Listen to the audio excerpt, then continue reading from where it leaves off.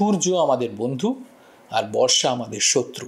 তার কারণ বৃষ্টির জলের জন্য কিন্তু ওনাদের কস্ট অফ প্রোডাকশন অনেকাংশে বেড়ে যায়। কিন্তু এখানে অ্যারাউন্ড 37% যারা কাজ করছেন তারা কিন্তু মহিলা। Total Durga Puja economy is around 32 to 33,000 crores, মানে আজকের দিনে প্রায় $4 বিলিয়ন। বলিউডের সারা বছরের যে জিডিপি যদি আপনি ভাবেন গ্রোথ, সেটা কিন্তু আমাদের এই 5 দিনের দুর্গাপুজোর সমান।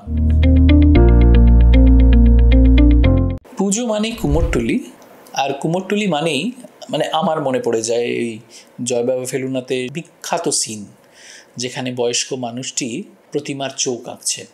এই পুজো কিন্তু আমাদের লাইফে, মানে আমাদের সবার লাইফে ওতপ্রোতভাবে জড়িয়ে গেছে। এবং দেখুন কি আশ্চর্য, এটার সঙ্গে cinema, faith, culture, tradition, economics সব কিছু জড়িয়ে গেছে। এবং বিশেষ করে যখন দেখলাম 2021 রিসেন্টলি 2021 যখন ইউনেস্কো আমাদের দুর্গাপুজোকে প্রথম এশিয়ান এত বড় একটা ফেস্টিভ্যালকে ওরা স্বীকৃতি দিল, তার সঙ্গেও কিন্তু একটা কমার্সটা কমপ্লিটলি এনট্যাঙ্গলড হয়ে রয়েছে। এবার আসি কুমোরটুলি শিল্পীদের নিয়ে। কুমোরটুলি কিন্তু এইখানে ছিল না, মানে যেখানে এখন আছে। ব্রিটিশরা যখন ফোর্ট উইলিয়াম করে সেইখানে, মানে ফোর্ট উইলিয়ামের ওখানেই কুমোরটুলি বা কুমোররা বসতেন। সেটা বহু বছর আগে। ফোর্ট উইলিয়াম করার সময় তাদের ওখান থেকে ডিসপ্লেসড হতে হয় এবং তারা এখনকার কুমোরটুলি, যেটা তখনকার দিনে সুতনুটি গ্রাম ছিল, সেই সুতনুটি গ্রামে এসে বসবাস শুরু করেন এবং দুর্গা প্রতিমা তৈরি করা শুরু করেন। এবং দেখুন কমার্সটা মানে কী সুন্দরভাবে রিলেটেড। ওনাদের কি লাগে, ওনাদের মাটি লাগে, ওনাদের যে বেসিক সামগ্রীগুলো যা লাগে দুর্গা প্রতিমা তৈরি করতে, সেগুলো কিন্তু এই অঞ্চলটাতে যথেচ্ছ অ্যাভেলেবিলিটি আছে এবং ছিল। ম্যাক্সিমামটাই অস্থায়ী শেডের মধ্যে তৈরি হচ্ছে। এখনও কিন্তু পুরো জায়গাটা পাকা হয়নি। স্টুডিওগুলো ম্যাক্সিমামই অস্থায়ী, বড় বড়, সেখানে তারা কাজ করছেন। এবং জিজ্ঞাসা করলেই ওনারা বলেন যে সূর্য আমাদের বন্ধু আর বর্ষা আমাদের শত্রু। তার কারণ বৃষ্টির জলের জন্য কিন্তু ওনাদের কস্ট অফ প্রোডাকশন অনেকাংশে বেড়ে যায়। এবং লক্ষ্মী কি সত্যিই আসে এই প্রতিমা তৈরি করে? দেখা যাক ভেতরের অ্যানালিটিক্সটা, অঙ্কটা। মোটামুটি একটা প্রতিমা তৈরি করতে আপনি যদি দেখেন ম্যান পাওয়ার, ম্যান ডেজ যেটাকে আমরা বলি, ম্যাটেরিয়াল, এই মেটেরিয়াল কস্ট কিন্তু ক্রমশ বেড়ে চলেছে। ইনফ্লেশন তো শুধু আমাদের টাচ করে না, দৈনন্দিন ওনাদেরও টাচ করছে। পেরেক যেমন ধরুন 75 টাকা থেকে 100 টাকায় চলে গেছে যেটা লাগে। কাঠ, তার দাম বাড়ছে। এই প্রত্যেকটা জিনিসের দাম বাড়ছে প্রতিনিয়ত। তাতে করে হয়তো একটা পুরো প্রতিমা, প্রপার প্রতিমা, একটা বড় প্রতিমা তৈরি করতে যে কস্ট তারা ইনকার করছেন সেটা মানে যথার্থতার প্রাইসিং হওয়া উচিত হয়তো 75,000 থেকে 1.5 লাখের মধ্যে, মানে 75 to 1.5 লাখের মধ্যে একটা বড় প্রতিমা হয়। কিন্তু আজকের দিনে বাজারের জন্যে তারা কি সত্যিই এই অ্যামাউন্টটা পান? হয়তো 50,000, 60,000-এ তাদের বিক্রি করতে হয়, হয়তো মার্জিনে কাজ করতে হয়। এছাড়াও লাস্ট মিনিট ক্যান্সেলেশনসগুলো আছে। তাই ইকোনমিক্সটা হয়তো সবসময় ওনাদের ফেভারে নেই। তাহলে এই ক্ষতি অ্যাবজর্ভ করে কি ছোট ছোট ব্যবসাগুলো, মানে ছোট ছোট প্রতিমা শিল্পী, তারা কতদিন চালাবেন? আবার আরেকটা সাইড থেকে খুব ইন্টারেস্টিং দেখতে পাচ্ছি, যেহেতু প্রতিমার ডিমান্ড এখন শুধু শহর কেন্দ্রিক বা আমাদের গ্রাম বাংলা কেন্দ্রিক নয়, বহু প্রতিমা বিদেশেও যাচ্ছে। অস্ট্রেলিয়া, US এসব জায়গায় তো প্রতিমা যাচ্ছে। সেগুলো মূলত ফাইবার গ্লাসের প্রতিমা। এগুলোর জন্যে মানে নর্মালি প্রতিমা তৈরি করা শুরু হতো রথের সময়। রথ এসেন্সিয়ালি যা অসপিশিয়াস ডে, সেদিন থেকে শুরু হতো। কিন্তু এখন আর সেটা না হয়ে তার আগে থেকেই, অর্থাৎ ধরুন এপ্রিল মে থেকেই কাজ শুরু হয়ে যাচ্ছে। মানে এটা সম্বৎসর কাজ, মানে সারা বছরের একটা কাজ, রিচুয়াল ক্যালেন্ডার সাথে একটা কমার্শিয়াল ক্যালেন্ডার কিন্তু তৈরি হয়ে যাচ্ছে। আরেকটা খুব ইন্টারেস্টিং জিনিস এখানে আছে যেটা হয়তো অনেকেই নোটিস করছেন না, সেটা হচ্ছে যে আমরা যখনই প্রতিমা শিল্পী ভাবি আমরা কোনো পুরুষকে দেখি, কিন্তু এখানে অ্যারাউন্ড 37% যারা কাজ করছেন তারা কিন্তু মহিলা। মূলত এরা ধরুন কোনো একজন প্রতিমা শিল্পী মারা গেছেন, তার ওয়াইফ বা পরবর্তীকালে তার ছেলে, মানে পুত্রবধূ, এরা এগিয়ে আসছে এই কাজ করার জন্যে। So it is creating a equal employment opportunity, যেটা নিয়ে আজকাল নাকি আমরা অনেক মানে বিভিন্ন জায়গায় কথা বলতে থাকি। আর শুধু সেটাই নয়, এই প্রতিমা শিল্পীরা এরা মাঝে মানে ওয়ার্কশপও করছে নিজেদের মধ্যে, ছোটো ছোটো আপনারা যদি যান দেখতে পাবেন যে বাচ্চাদের নিয়ে ওয়ার্কশপস তৈরি হচ্ছে। তো এরা অদ্ভুত ইকোনমি তৈরি হয়েছে এই পুরো জিনিসটাকে ঘিরে, কিন্তু সেটা সাস্টেন করা আজকের দিনে কিন্তু ক্রমশ কঠিন হয়ে উঠছে because of the cost pressure. এবার আসি যেটা সবচেয়ে ইন্টারেস্টিং এরিয়া আমাদের জন্য, মানে অবভিয়াসলি মানিসূত্রার যারা অডিয়েন্স তাদের জন্য, যে দুর্গা পুজোর ইকোনমিটা ঠিক কত বড়। এখানে লাস্ট আমি যে প্রপার রিসার্চ যেটা পেয়েছি, মানে যেটা নাম্বারস পেয়েছি, সেটা হচ্ছে আমার ব্রিটিশ কাউন্সিল এবং খড়গপুর আইআইটি তারা একটা রিসার্চ করেছিলেন। এটা কোভিডের ঠিক আগে 2019-এ এখানে ওনারা বেসলাইন একটা রিসার্চ করে বলেছিলেন যে total Durga Puja economy is around 32 to 33,000 crores, মানে আজকের দিনে প্রায় $4 বিলিয়ন। এত বড় ইকোনমি, তার মধ্যে প্যান্ডেল আছে, খাওয়া দাওয়া আছে, দুর্গা প্রতিমা আছে, লাইট আছে, so it put together everything it's around $4 billion, so it's pretty huge, তাই না?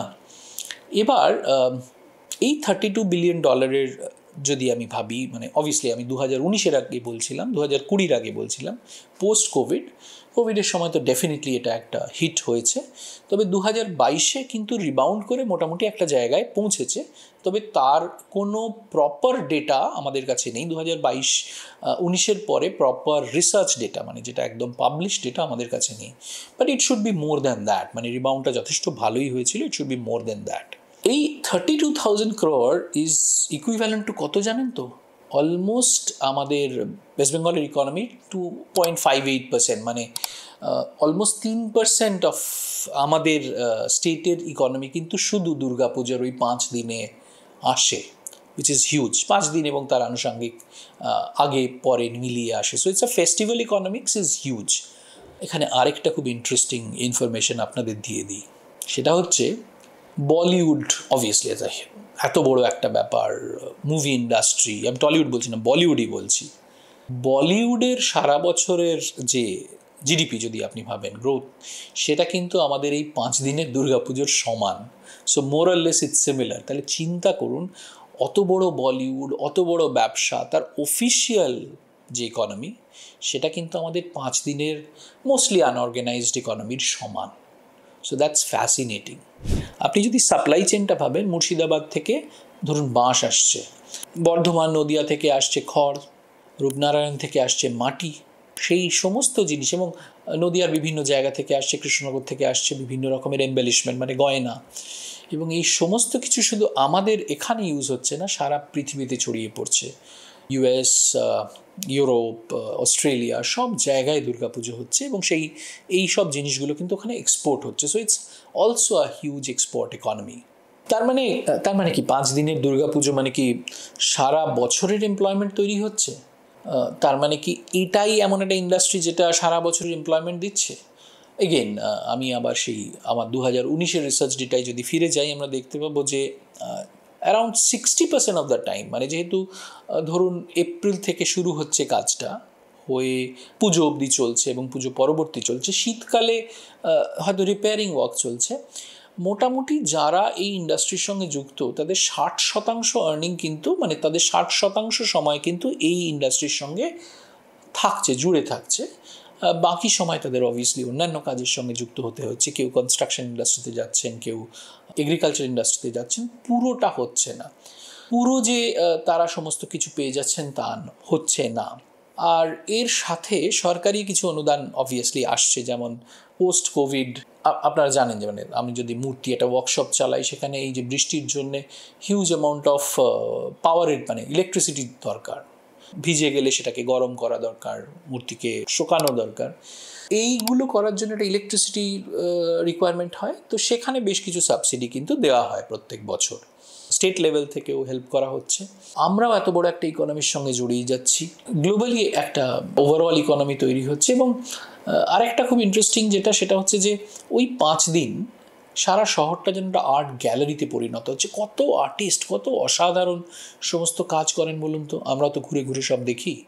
এই পুরো এই যে ক্রিয়েটিভ ইকোনমি, এটাকে আমরা কি করে প্রিজার্ভ করব, এটা আমরা এই ট্রেডিশনটা আমরা কি করে নিয়ে যাব, অবভিয়াসলি আমরা নিয়ে যাচ্ছি, কিন্তু আরও কিভাবে আমরা জিনিসটাকে টেন্ড করব, এই জন্যে এটা আমাদের জন্য দরকার, আমাদের জানা দরকার। 300 বছর এটা প্রতিষ্ঠানটা দুর্গাপুজো, এটা ট্রেডিশন কী করে একটা গোটা ইকোনমি চালায়, কি করে সেই ইকোনমিতে বেশ কিছু মানুষ 60% এমপ্লয়মেন্ট পায়, কি করে সারা পৃথিবীতে সেটা ছড়িয়ে পড়ে এবং সেখান থেকে আমরা obviously we earn dollars around ইট। পুরোটা একটা আনঅর্গানাইজড সিচুয়েশন থেকে কীভাবে একটা ইভেন্ট তৈরি, এত বড় একটা ইভেন্ট তৈরি হয়, একটা কালচারাল বেস তৈরি হয়, একটা ট্রেডিশন তৈরি হয়, একটা ইকোনমিক্স তৈরি হয়, এটা বোধহয় একটা দুর্গাপুজোর মধ্যে দিয়ে আমরা বুঝতে পারি বা চিনতে পারি।